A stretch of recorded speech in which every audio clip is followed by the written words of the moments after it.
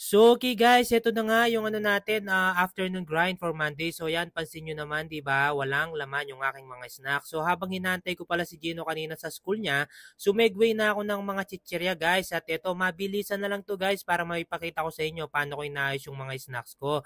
So, yan, una sa lahat, inaayos ko muna, linalabas ko muna sa box. Tapos, yun, pinubutasan. And after nun, ito, isa-isa kong tinutusok dito sa mga natin, organizer. So after nyan guys, ito sabit-sabit. Yung iba kasi hindi naka-organizer yan, mga nakahook lang.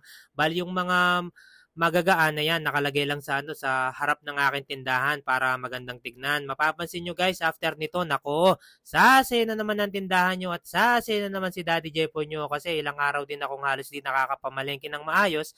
Gawa na nga galing tayo sa sakit at ayan, pansin nyo, extra din ako ng konting noodles. At eto guys, halos patapos na tayo dito guys. Yan, kita nyo, di ba? And after nun guys, yan, pansin nyo naman, halos hindi ako natapos. Kailangan na nating sunduin si Mami guys. So mabilis ang sundo lang to guys. At eto, nandito na ako sa mall.